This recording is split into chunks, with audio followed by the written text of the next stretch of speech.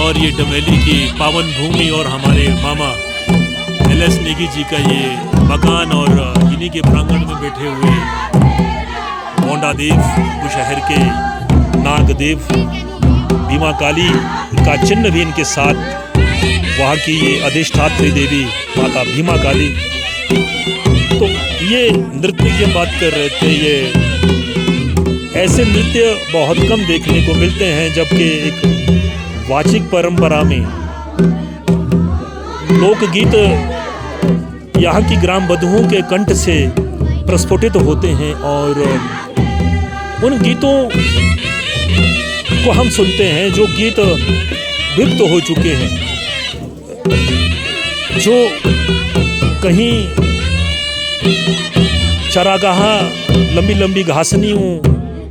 बड़ी बड़ी घाटियों में भी सुनने को नहीं मिलते हैं।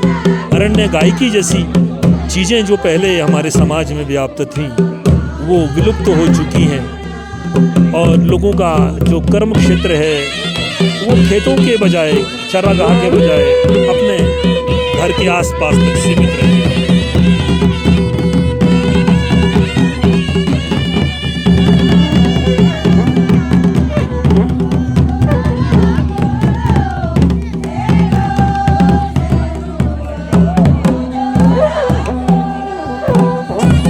और ये दृश्य है यहाँ की मंगेड़ी चौथ का, इसके पीछे और सामने आप देख पा रहे हैं ये चोटियाँ, श्रीखंड समेरू पर्वत का ये दृश्य, और पीछे डीम का गांव और नीचे ये टिकरी गांव जो ब्राह्मणों का बहुत बड़ा गांव, अरसू टिकरी, और टिकरी तो ब्रह्मपुरी ही है, ब्राह्मण का वहाँ पर बाहुल्य है।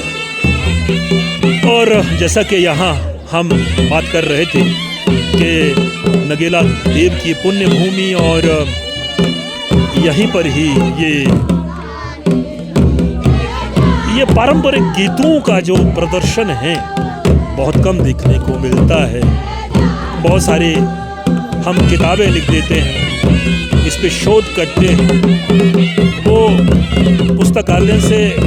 शोध प्रबंध को उठा करके उन गीतों के बारे में लिखते हैं, परंतु जब हम इन हिमालय के इस पहाड़ी अंचल में उतरते हैं, दूरस्थ क्षेत्र जो रिमोट पॉकेट्स हैं, वहाँ आज भी हमारी लोक संस्कृति जो लोक के जीवन के साथ ही पैदा हुई, जब संगीत के सुर पैदा हुए, जब भाषा को स्वर मिला, और जब उस भाषा को स्वर मिलने के बाद गीत बना, और गीत के बाद जब नृत्य पैदा हुआ, और नृत्य के साथ जो संगीत जो शहनाई के माध्यम से यहाँ आविर्भूत हुआ, तब से ये लोक गीतों की परंपरा, लोक नृत्य की परंपरा, लोक संगीत की परंपरा जीवित चली आ। और कुल्लू तो कुलांत पीठ है, जहाँ मानव का कुल भी समाप्त हो जाता है, यानी कि यहीं कुल का अंत भी हुआ, यहीं से आरंभ भी हुआ, मानव सृष्टि का आरंभ भी यहीं से हुआ। और जल प्लावन के बाद इसी भूमि पर कहीं मनु की नाव लगी, और उसके बाद मनु और सत्यरूपा ने मानव सृष्टि। तो ये जो लोक संगीत और नृत्य और गीतों का जो त्रिवेणी है, और उसमें ये नेगी ज्ञानचंद जी हमारे मामा जी जैसे निर्देशन दे रहे हैं, इनके लिए भी वादकों को भी कि भाई सही सुर में ये होना चाहिए, और जब सुर और ताल मिलता है तो नृत्य का आनंद भी अपना ही। और देखिए ये नृत्य इनका आप देख रहे हैं कि नृत्य ही साधना है, और ये व्यक्ति को शाश्वत बना देती है, व्यक्ति को चिरायु बना देती है। नृत्य कसरत भी है, और नृत्य में एक साधना का सरगम है जो आत्मा से जुड़ा रहता है। और इसी का निरूपण यहाँ डमेली में हम देख रहे हैं कि यहाँ के ग्राम बधुएं और यहाँ के लोग किस तरह से इन गीतों के माध्यम से सामाजिक समरसता, सौहार्द और सदिच्छा को बनाए हुए अपने पहाड़ सी जिंदगी को विस्मृत कर गीतों के माध्यम से अपने को मानसिक, शारीरिक और आध्यात्मिक रूप से सुदृढ़ और बलिष्ठ बनाते हुए, और मैं बात कर रहा था कि कैसे अगर हिमाचल के ऊपर हम कार्य कर रहे थे, यहाँ के लोक साहित्य की हम चर्चा करते हैं, वो लोक साहित्य के ऊपर का जो पीएचडी है वो इसी संगीत में ही तो है, इस तरह के लोक नृत्य में है, जहाँ शरीर, मन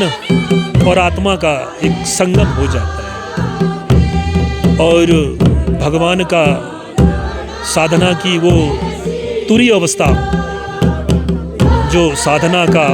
पराकाष्ठा है, चरम, वहाँ तक लोग पहुँच जाते हैं। और आपने देखा होगा यही कारण है कि जो हमारे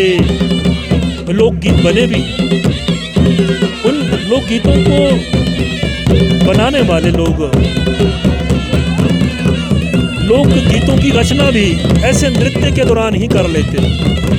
आशु कवि बन जाते थे, क्योंकि वो साधना का वो चरम होता है जहाँ पर शिव शब्द रूप में प्रस्फुटित होते, ब्रह्म का जो शब्द है अक्षण रूप में, वो गीत रूप में एक माला के रूप में पिरो दिया जाता है। और आप देख रहे हैं कि हम लोग संस्कृति पे चर्चा कर रहे थे कि कैसे कुल्लू की ढीली नाटी, इसमें एक आध्यात्मिक रस, और ये आध्यात्मिक रस का निरूपण और मंचन देवता की उपस्थिति में होता है।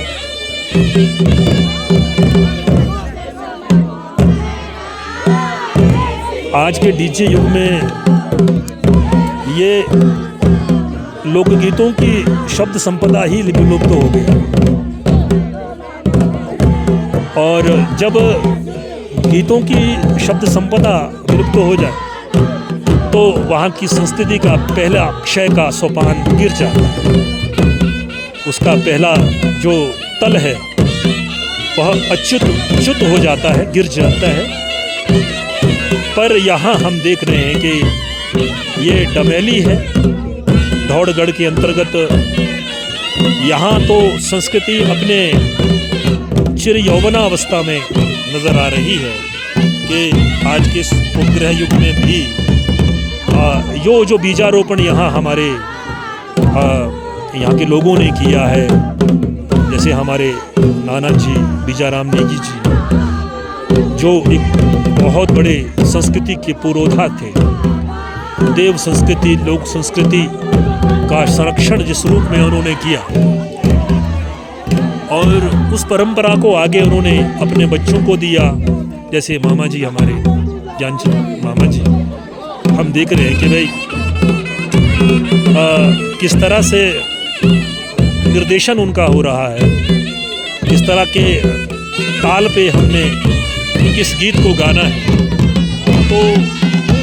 ये आसान नहीं होता है। और ये देखिए नृत्य, जब नृत्य की पराकाष्ठा तब आती है जब नृत्य आत्मा के साथ एकाकार हो जाता है, उसका तारतम्यता जब शरीर से इतर आत्मा के साथ होती है, तो ये है लोक गायकी। अब ये एक महिला, ये झुरी जिसे कहते हैं, वो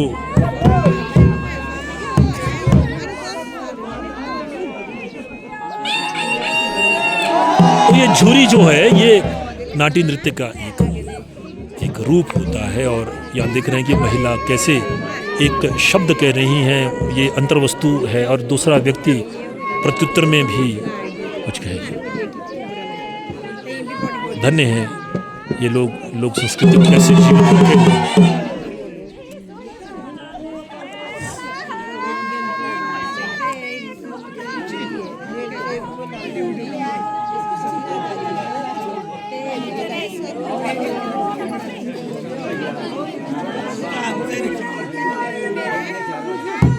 अब ये